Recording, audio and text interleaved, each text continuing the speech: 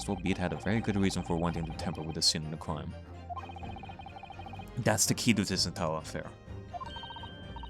Snardo, have you managed to solve this mystery? Constable, you have made a very serious accusation against a London police officer. If you are mistaken, I'm sure I need not point out that your reputation as a lawyer will be irrevocably damaged. With that stark warning in mind, you will now explain to the court the motive for this alleged tamper. Yes, my lord.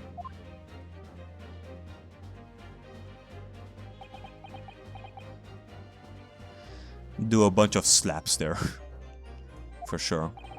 Constable Beat's motive for tampering with the crime scene was to hide where the book fell, where the bouquet fell.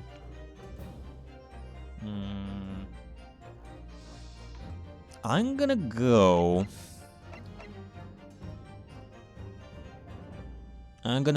with where the victim fell. If my ideas are right here. Where the victim fell to the ground. That is what this Bobby had to cover up, at all costs. What? Where the victim fell? You mean where she was attacked? What are you talking about? We told you at the very start, didn't we? On the paper on the Briar Road. You saw it happen, remember? Yeah, on the paper on the Briar Road. But which side? It was right here. As if everyone didn't already know. That's certainly what everybody has been led to believe. But in fact, that isn't where the victim was stabbed at all. What? What?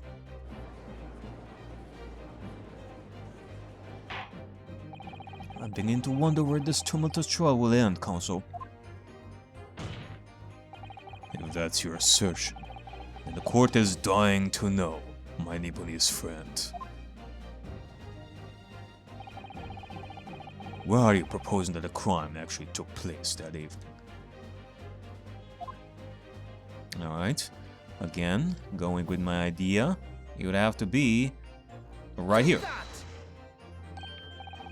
But that's... on the opposite side of the road. I don't understand.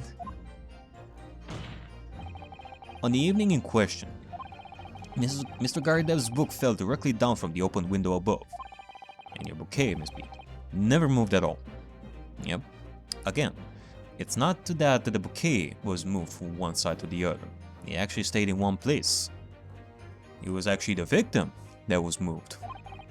What did move was the scene of the crime itself. Good gracious! Alright. Oh, Objection. perhaps you haven't been listening to the ample testimony the court has heard. But these witnesses both saw the moment the attack took place. That's right. I saw it. With my own eyes. Ah, you saw it. Yeah, there is no doubt about that. It's just that maybe you are forgetting a little something in regards to the place where you saw it. It was 5 o'clock in the evening and already dark. There was the typical London fog on the ground. When you saw the incident unfold and ran to the victim's aid. That was actually on the west side of Briar Road. No, that's not true.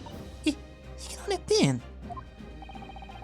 Constable B then arranged for you to be absent for a while by sending you for help. And during the 15 minutes you were away, he transplanted the crime scene. He moved all the things shown in this print. The victim herself, the 4 books. He moved everything, in fact, to the pavement on the east side of the Briar Road.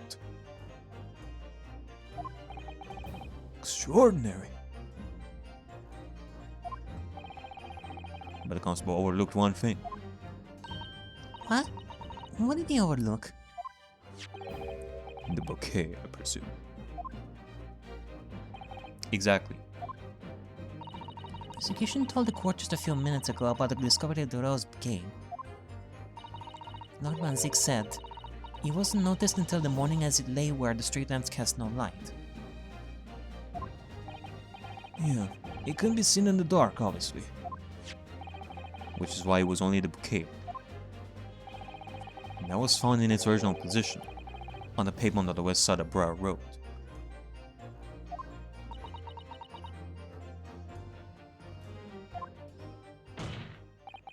And that is the defense's theory about what really happened that evening.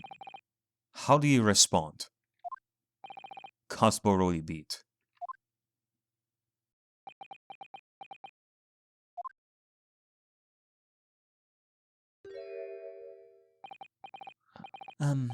Well, I'm very sorry. I didn't mean to nod off again, but I haven't slept properly in a month. Did I miss anything important? Oh, Raleigh. It isn't true, is it? What the lawyer said is all lies, isn't it? I know it is, because you're the most upstanding, righteous man I know.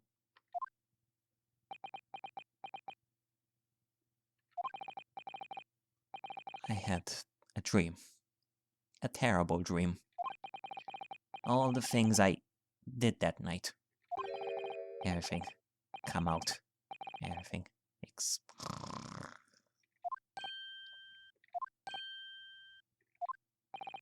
Only, it seems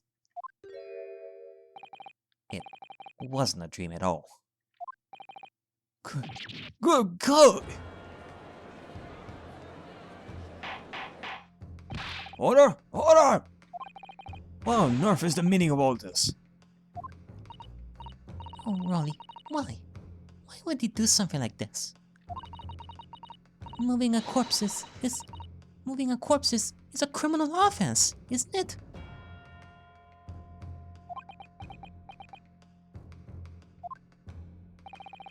Wishing the victim dead should be one too. Constable, explain yourself. Why would you do this? As a respected member of Scotland Yard, your duty is to protect the good people of London town. I cannot say, sir. What? I really am ever so sorry about all this. For damaging the Yard's reputation. For everything.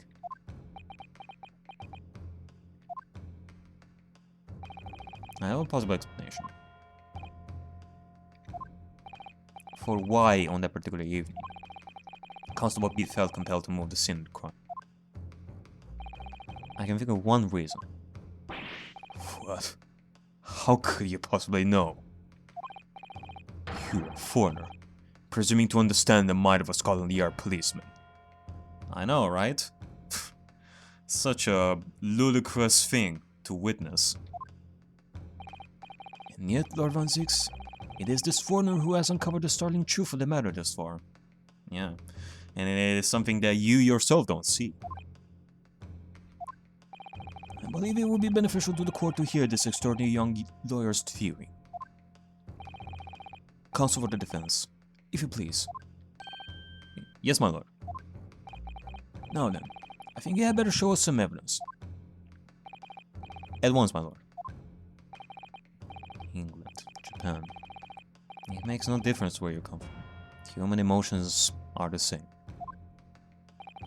And I think I have a fairly good idea of the feelings behind this man's actions. Oh. Well, I guess if we are to go with this kind of idea, it wasn't necessarily just to avoid the investigations and all that, but it was their anniversary. If he didn't move the body, then he would have had to go with the investigations and, you know, miss the anniversary. And I guess the reason why he moved the body was so that he wouldn't be a part of the investigation, and thus he would continue the anniversary. So that would be one idea. Take that! I realized I'm a foreigner this night, and I have only just arrived from Japan.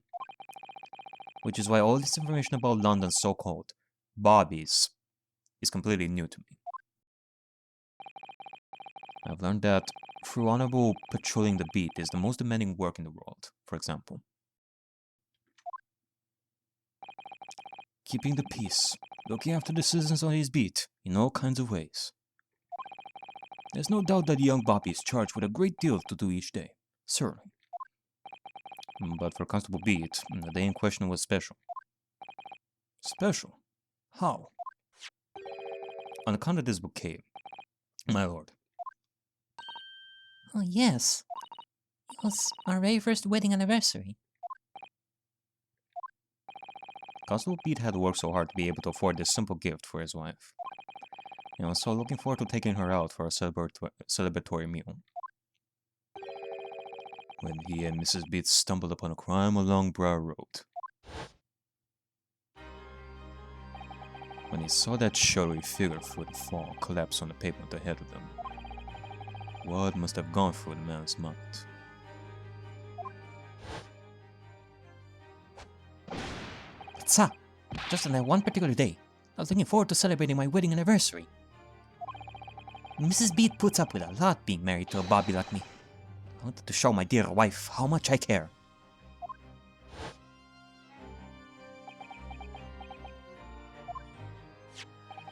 This is the one card that Constable Beat offered to lend me to me earlier.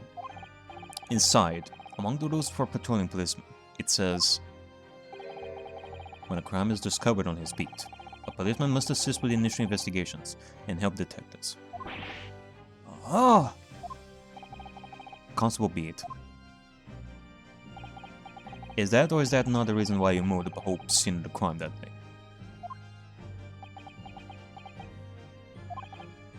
Yes. Everything is said. It's alright. So that's it. It was all to do with the boundary of your beat. Oh, Exactly. To summarize, the incident actually occurred on Constable Beat's beat. Gracious. Constable, do you realize the gravity of what you have done? It was the first time since I became a copper that ever cursed God. Stay close to me, Pat. The criminal could still be lurking somewhere. As we ran over to the scene, I had every intention of doing my duty as a police officer. We got to report this to the station as quickly as possible. But then it dawned on me. I realized where we were, where the victim was lying, and what that meant for me. When a crime is discovered on his beat, a policeman must assist with the initial investigations and help detectives. Why here? Why did this have to happen here? And why tonight, of all nights? Why?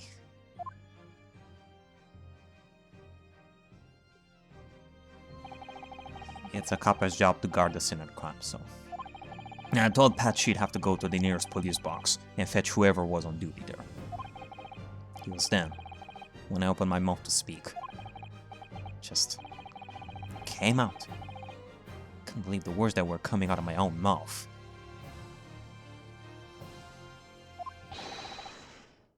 This is the next beat to mine, Pat. So you have to go to the police box that covers it. Turn right along Mersham Street, and then...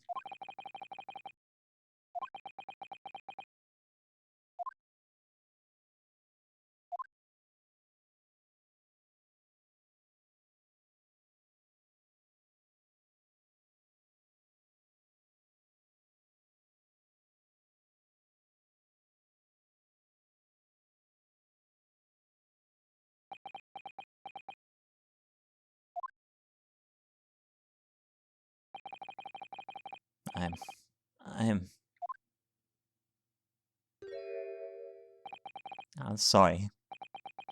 I'm so sorry. Constable. I just wanted, just that one night, to take my Patricia out for dinner. Oh, Raleigh. Just that one night.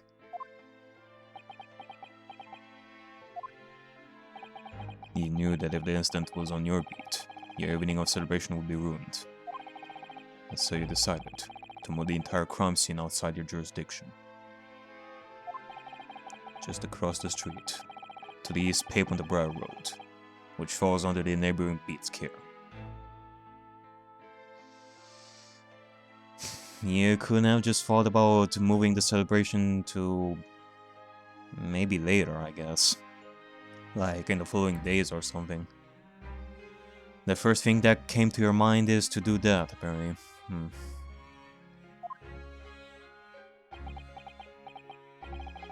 You see, I thought... Well, I was sure the victim was dead, you see. I beg your pardon? Oh, of course he did. Otherwise, my Rolly would never have left the poor woman on the freezing cold pavement. Ah, I see your meaning now.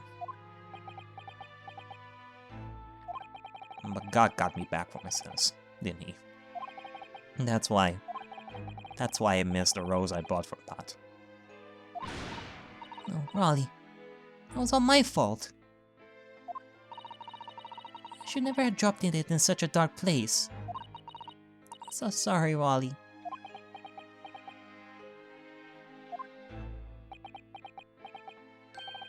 And can you tell us, Constable, how many books did you move from one side of the road to the other in total? Oh, 4 it was. Yes, sir. Definitely 4. 3 of them dropped by Mr. Nutman, and the 4th being the one that fell from the windows upstairs in the Gardev's household, of course. Yeah. And certainly Wait a minute. I guess this means that Natsume also walked on that same pavement near the Gardeb household. But what made you place that book in the victim's hand? And all the others were scattered haphazardly around, I mean. That's probably because that's how he found the victim. Like, on the west side, too. Oh, also, that's because that's how I found it. How you found it? What do you mean? When we first ran over to the scene, the victim was already holding the book. So, when I moved everything, I made sure it was still in her hand. Made sure it was this book, The Lion's Pride, that the victim was holding. Yes, sir. No doubt about it, sir. Interesting. The 4th book. That was in the victim's hand when Mrs. Beat first ran over to see what happened.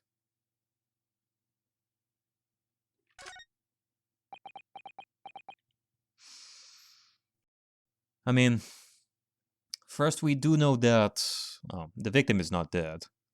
So, from what I'm understanding right over here, the crime is not as punishable to Natsume. Like the severity of the punishment is not as severe as if the victim was actually dead.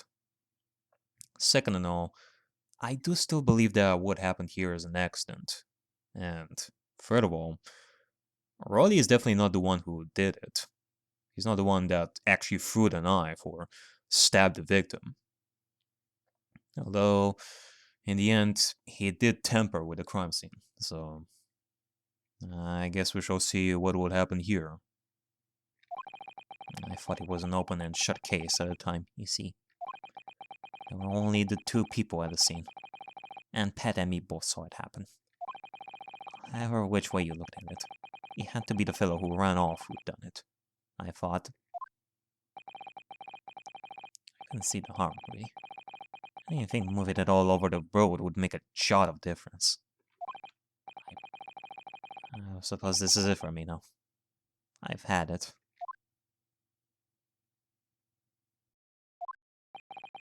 My lord.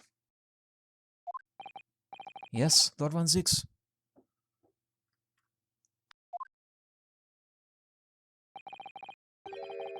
I believe that concludes the cross-examination of the witnesses.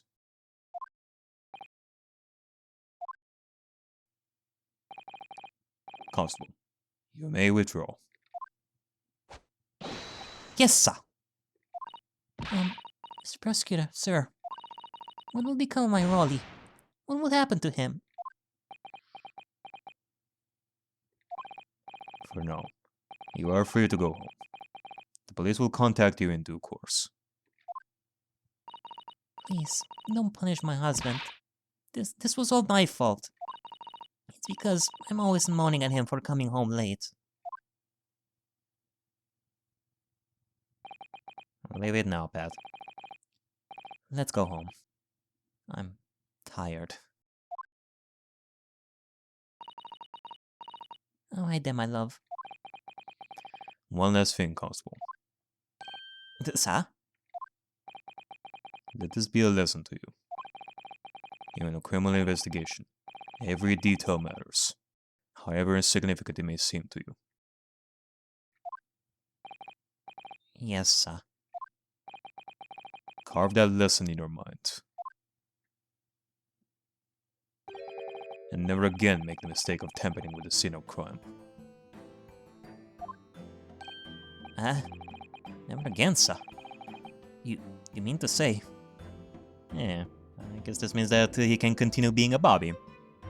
Alright then. As long as you never do that mistake, Rolly, you will continue to be the hero. Leave. No. This trial is not yet over. Sir!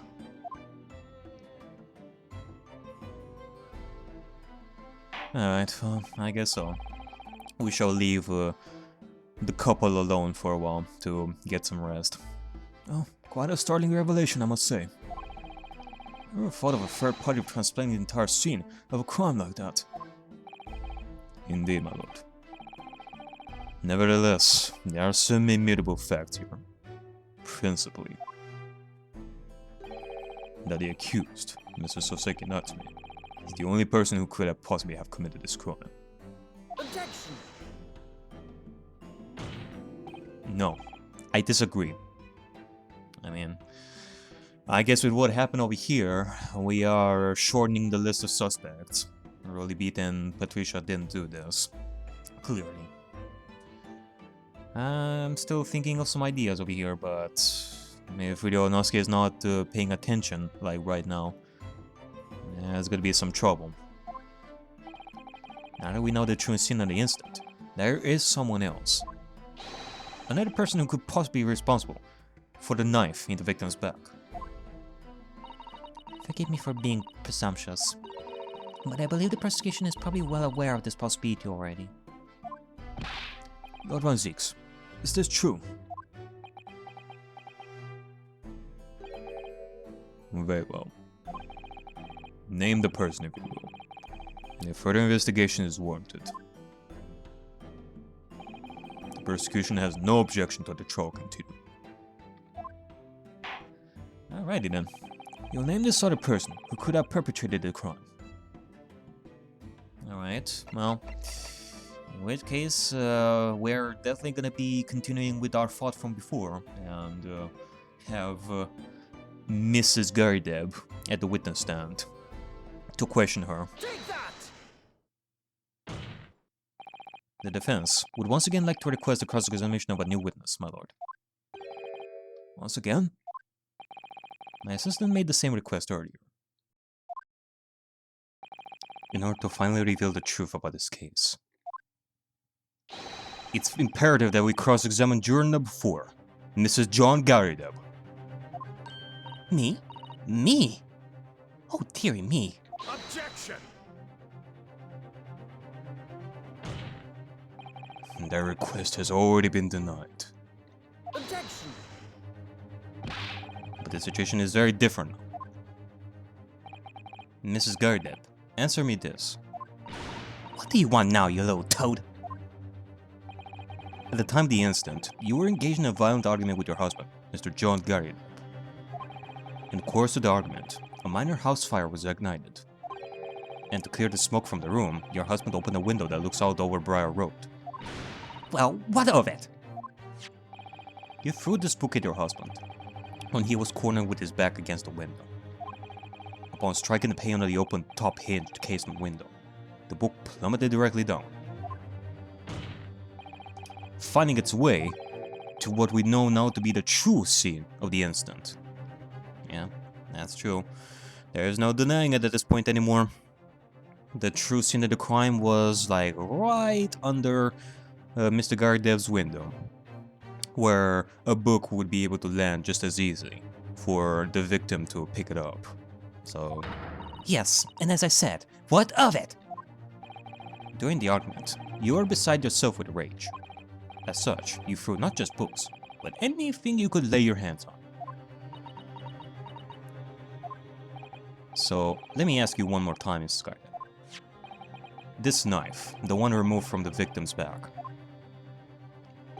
have you really never laid eyes on it before?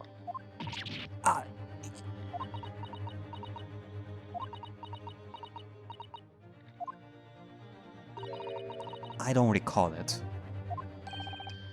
Seriously? Can't we just skip over this segment and admit it without any form of cross-examination? You can make my life easier, maybe? No. I'm supposed to remember everything I picked up and threw at my husband. And anyway, the man over there in all that regalia said members of the jury needn't testify, didn't he? They didn't, but they can. Conveniently, yes. Objection! No, I have no recollection of saying that at all. Juror number 4. Oh, Oh? Make no mistake. You jurors are not special in any way. You are not immune to the judicial process. If you know something about this knife, madame, let the truth come out. but that's just a common old garden knife. It could have come from anywhere. We have several like that at home. If one went missing, how would you expect me to know? What's that? Are you joking? What are you saying? Please, Miss Gardev. Now you listen to me. I refuse to believe all this nonsense. I couldn't bear the thought that I'd injure someone. Dear, I couldn't bear it. Oh, the poor woman. So, yes, I want evidence. I want to see hard evidence if you're going to insist on this being my fault.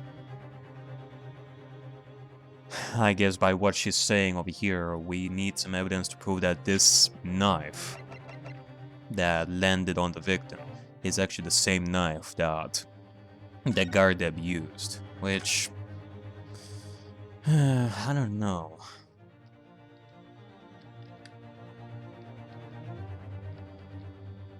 Like what was said before about this? A small piece of the blade appears to be missing.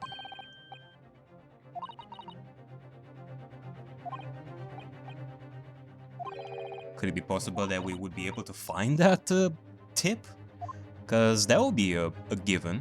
Like, if we were to figure out that the tip is actually somewhere that I didn't actually see. Maybe it's somewhere like right around here? Maybe I missed it somehow. Like, if we were to find that tip, then maybe that would be our escape through this. No. Maybe inside the flowers.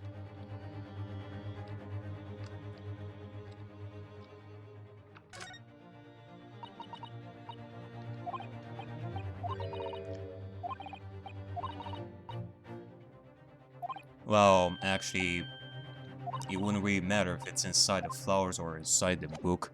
Well, we do know that the book comes from Garden. So if we were to find the tip like right over here, then that could be a connection. But the flowers, it wouldn't matter if it landed on the flowers. If it was something in Gardeb's possession, then maybe. You're going to have to prove to me that I threw that knife if that's what you think. Come along now. Chop chop. Do your worst. Well, Miss Naruto?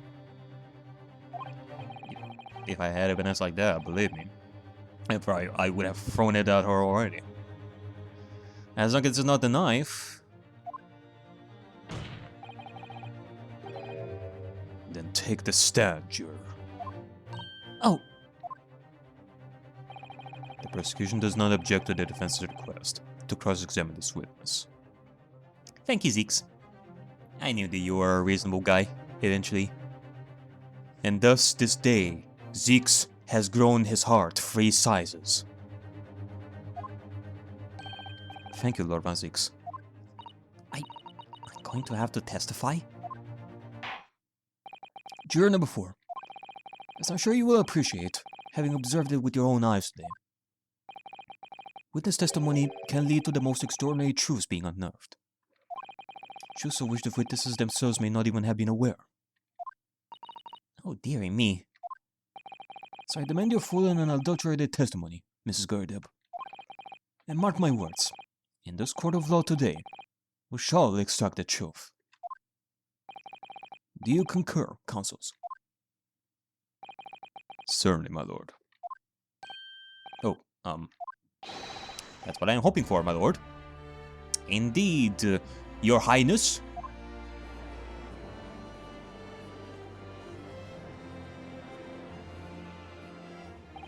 It's such a strange feeling. For the first time since arriving in this country, it actually feels real.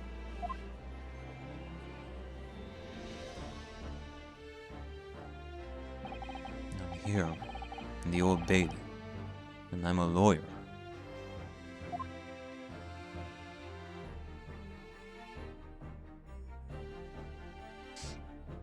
It finally dawned on ya, my boy Ronosuke. Witness, state your name and occupation. Oh, yes. My name is John Gardeb. And I'm a juror. And such like. It sounds like even she doesn't know if she's housewife or maid or what anymore. The court has decided your testimony is required in order to clarify matters in this case. Do you understand, madame? Yes, my lord. You will tell the court everything that took place in your household on the evening in question. And I warn you, do not attempt to hide the truth. Oh, dearie me. Chin up, Johnny. Nothing to worry about now. Oh, I didn't know you were here, John. Hey there, John. And thus the sun and the moon are in the same place. Wasn't only you in the room that day, I think, was it? Rather think I ought to testify as well, don't you? But what about your knee, dear? Don't you worry about that. Hardly notice it. Not the sort of chap to leave a comrade to face disciplinary action alone. Oh? Oh, John. I presume you are Mr. John Gardeb. Yes, sir. Former second lieutenant of the 3rd Regiment on the 4th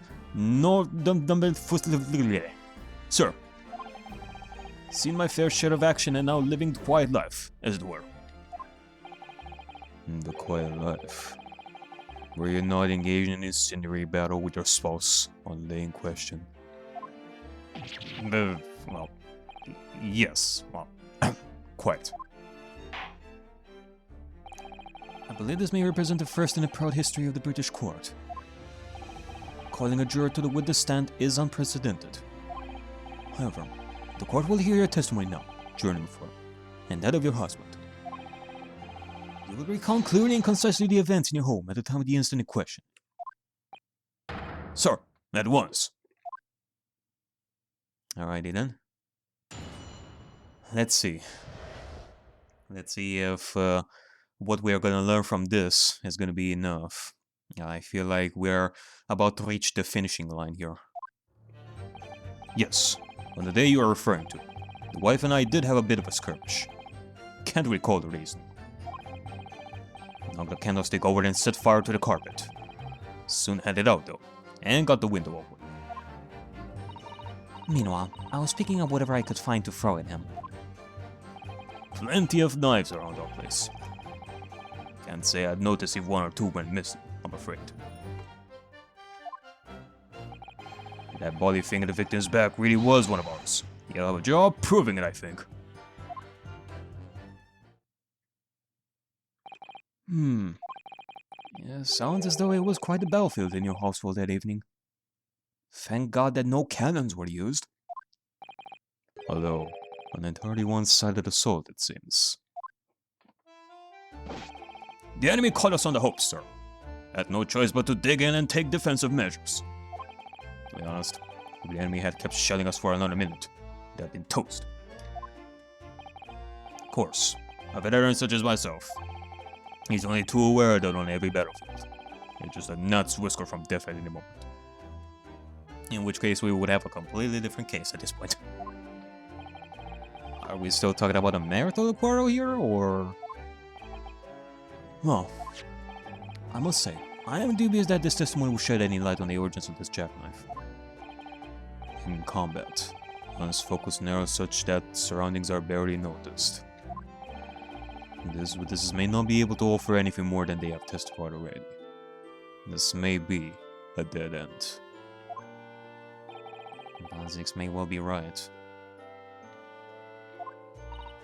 Well, whatever the chances, will you have this last cross-examination to uncover the truth, Miss Naruto? Yeah, I'm afraid so. Very well, Consul. Begin your cross-examination. Alrighty then. Let's do this. Statement number 1. Hold it! The reason is what you told us yesterday, I believe. Yeah, that's right. If I remember correctly, it all started because of a note that was stuck into the pages of a book belonging to Mr. Garden. Rather passionate note, in fact. But Mrs. Gardeb found a note, discovering her husband's little secret. And she gave him a mighty number of slaps across the face for it too. None on the butt cheeks, because he doesn't deserve that. What a sordid state of affairs. Hell on earth. Yeah, Zix knows what he is talking about. I say, when a chap says he cannot recall such things, it's common decency not to drag it all up. And besides, half of it was right on the mark, anyway. A likely story. These waters run very deep. And what transpired next, after these multiple blows to the face?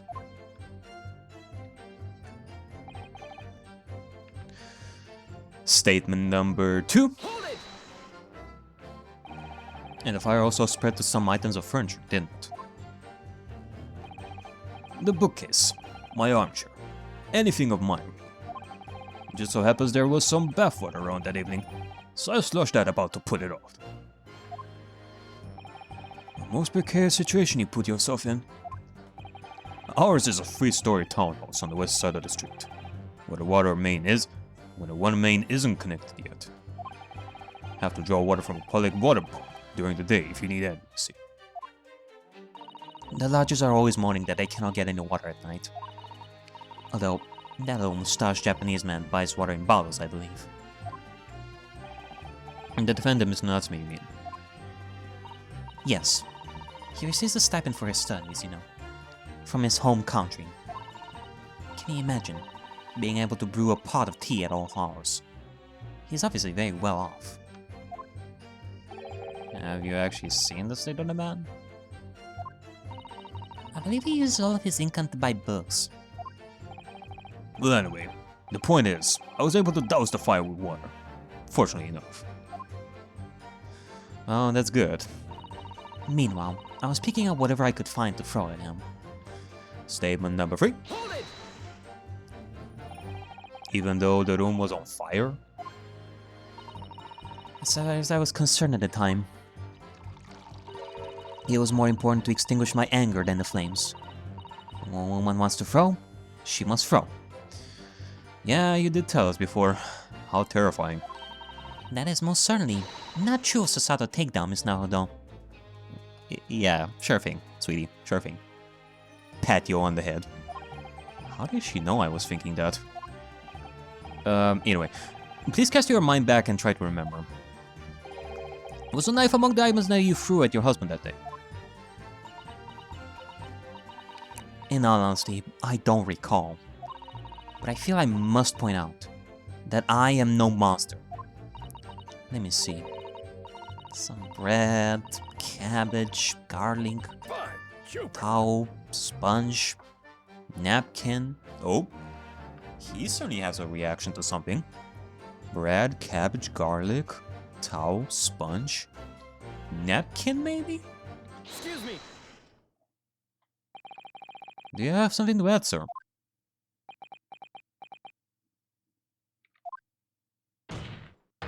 Mr. Garda. Don't shoot! Oh, sorry. I beg your pardon? Did your wise remark just now bring something to mind?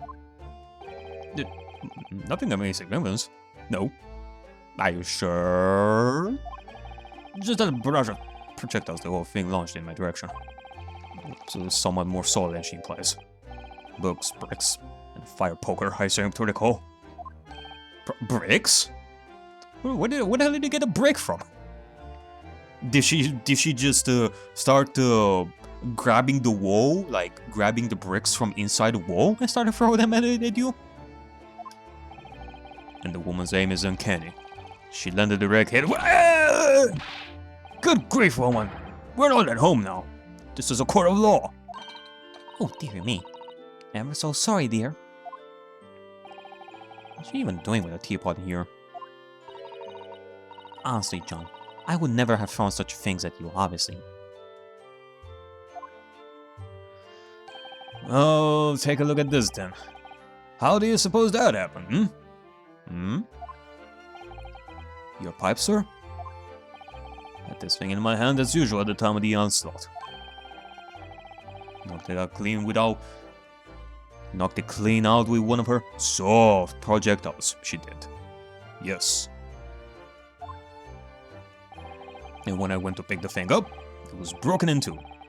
I like to see a sponge do that sort of damage.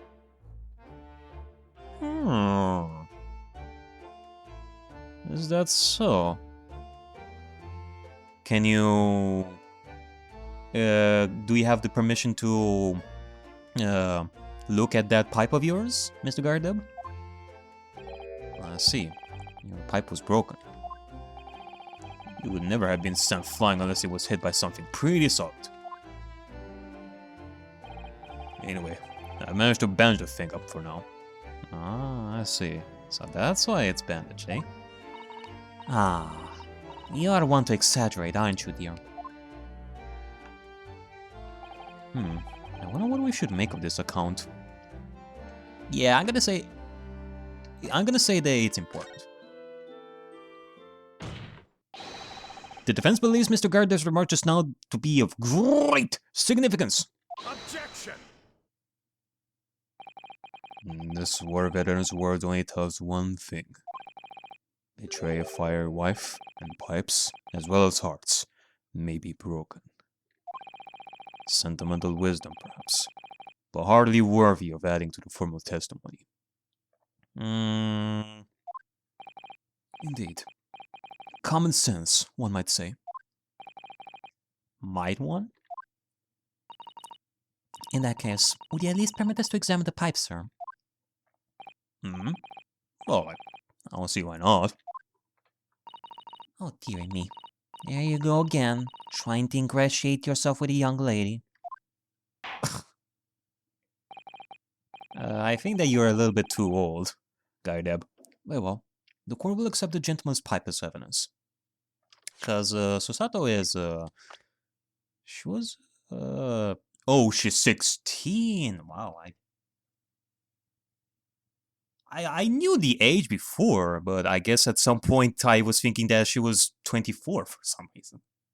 She does look quite like older than I expected for a 16-year-old. I mean, she's basically the same age as Maya at the beginning, I think. Yeah, I guess so. I hope I didn't speak out of turn, Miss Naruto. I was just feeling rather disappointed for you that your request was turned down. Oh no, that's fine. Yes, Sato-san, he has some new evidence to work with. We should examine it carefully. Oh, thank you for that rebuttal, Mr. Gardeb. Now, if we could return to the crux of the matter. What can you tell the court about the knife used to attack the victim? Yeah, you know what? Let me examine this pipe a little bit. Oh. Oh. Oh. Hold on a second. Look at this.